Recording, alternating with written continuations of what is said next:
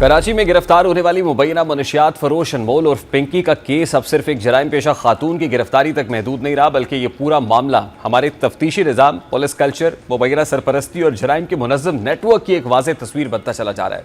इब्तदा में ये केस सिर्फ मनशियात और असलहा बरामदगी तक महदूद दिखाई देता था, लेकिन जैसे जैसे तहकीकात आगे बढ़ रही हैं वैसे वैसे इसके नए और ख़तरनाक पहलू सामने आ रहे हैं।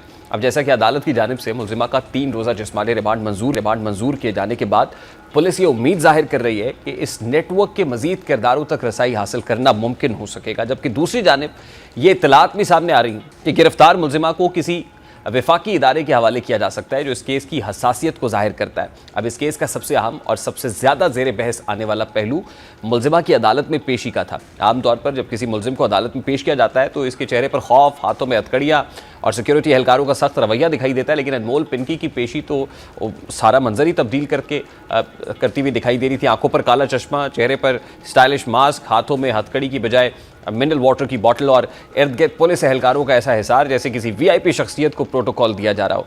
इस मंजर को देखने के बाद ऐसा महसूस हो रहा था कि शायद पुलिस ने वीआईपी मुल्ज़िमा सर्विस शुरू कर दी है, या फिर ये केस किसी अदालत की ये पेशी में नहीं है जिसमें मुल्ज़िमा को पेश किया जा रहा हो, बल्कि किसी फिल्म की शूटिंग चल रही है। यानी मुल्ज़िमा की गिरफ्तारी और उसके कानून की गिरफ्त में आने के बाद भी इसमें इतना एतमाद और ठाठ बाट नजर आया कि यह सवाल उठने लगा कि कहीं मुल्ज़िमा के पीछे किसी ताकतवर शख्सियत का हाथ तो नहीं है। असल सवाल ये नहीं है कि मुल्ज़िमा ने काला चश्मा क्यों पहना था या हाथ में पानी की बोतल क्यों उठा रखी थी। असल सवाल ये है कि क्या किसी आम और गरीब मुल्ज़िम के साथ भी यही सलूक किया जाता है?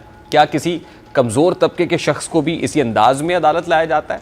हकीकत यह है कि हमारे माशरे में कानून का रवैया अक्सर हैसियत और ताल्लुकात देखकर बदल जाता है। यही वजह है कि अनमोल पिंकी की पेशी ने अवाम में शदीद गुस्सा पैदा किया, क्योंकि लोगों में यह तासुर उभरा कि शायद जराइम की दुनिया में असर रसूख रखने वालों के लिए कानून का रवैया भी नर्म हो जाता है। यही वजह थी कि एडिशनल आईजी कराची को फौरी नोटिस लेना पड़ा, जिसके नतीजे में एसएचओ गार्डन हनीफ सियाल, एसआईओ जफ़र इकबाल और आईओ सईद अहमद की मअतली दरअसल उस अवामी रद्द-ए-अमल का नतीजा थी जो पुलिस पर शदीद तनकीद की सूरत में सामने आया।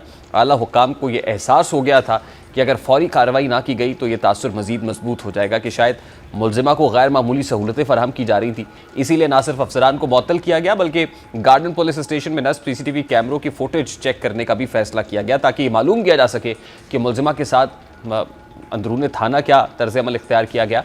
अब इस केस का एक अहम पहलू ये भी सामने आया कि अनमोल पिंकी का नाम पहले भी 2022 के मनशियात केस में सामने आ चुका है। उस वक्त उसके भाई रियाज बलोच ने गिरफ्तारी के बाद बहन के किरदार से मुतल्लिक अहम इंकशाफात किए थे। इससे अंदाज़ा होता है कि कानून नाफिज करने वाले इदारों के पास पहले से मालूमात मौजूद थी, लेकिन इसके बावजूद ये नेटवर्क मुसलसल सरगर्म रहा। यही वो नुक्ता है जहां अवाम के जहन में ये सवाल उभरता है कि आखिर ऐसे जराइम पेशा अफराद बरसों तक कानून की गिरफ्त से कैसे बचे रहते हैं। बहरहाल इस केस में मामला उस वक्त मजीद दिलचस्प और ख़तरनाक हो गया जब अनमोल पिंकी का एक मुबैना ऑडियो मैसेज सामने आया। इस ऑडियो में अनमोल पिंकी अपने क्लाइंट्स को यकीन दहानी कराती नजर आई कि अगर इसके साथ कुछ भी जाए तो मनशियात फरोशी का काम बंद नहीं होगा।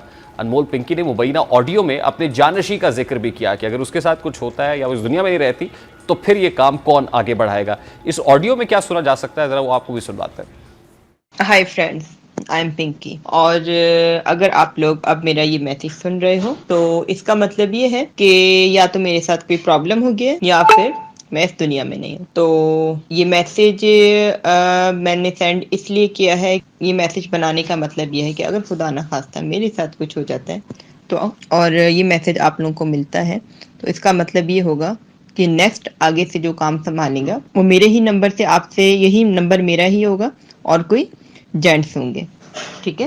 तो सब मेरे मेरे फ्रेंड होंगे और वो आगे से इस काम को हैंडल करेंगे और आगे आपको कुछ सारे मामलात वो बता देंगे जो भी मामलात हुए होंगे। Thank you.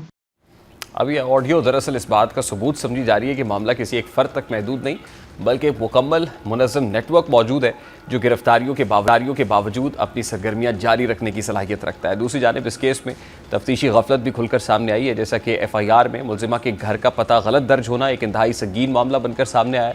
पुलिस रिकॉर्ड के मुताबिक जिस फ्लैट से मुल्ज़िमा की गिरफ्तारी जाहिर की गई वहाँ गुज़श्ता 8 बरस से एक आम ख़ानदान रिहाइश पजीर है। ये तजाद न सिर्फ तफ्तीशी अमल पर सवाल उठाता है बल्कि खदशा भी पैदा करता है कि कहीं शवाहिद को कमज़ोर करने या केस को मुतनाज़ बनाने की कोशिश तो नहीं की गई। बहरहाल अब इस केस ने एक और ख़तरनाक रुख उस वक्त इख्तियार किया जब गिरफ्तार मुल्ज़िमा अनमोल पिंकी के कत्ल के मुकदमे में भी नामजदगी निकल आई है और यूँ लियारी बगदादी में 7 मई को मिलने वाली एक नामालूम नशई की लाश के मुकदमे में मुलजिमा का नाम सामने आया। ताहम यहाँ भी तारीखों में तजाद और मुकदमे के इंदराज में झोल के मौजूद हैं और जो पुलिस के किरदार पर मजीद सवाल कर देते हैं। अगर कत्ल केस में शवाहिद मजबूत निकलते हैं तो ये मामला सिर्फ मनशियात फरोशी तक महदूद नहीं रहेगा, बल्कि जराइम के एक बड़े और ख़तरनाक नेटवर्क की निशानदही भी बन सकता है। अब अगर मजबूरी तौर पर इस पूरे केस का जायज़ा लिया जाए तो ये मामला सिर्फ एक खातून मनशियात फरोश की गिरफ्तारी तक महदूद नहीं रहता, बल्कि उस खौफनाक हकीकत को भी बेनकाब करता है कि हमारे माशरे में मनशियात का नेटवर्क किस कदर मजबूत और मुनज़्ज़म हो चुका है।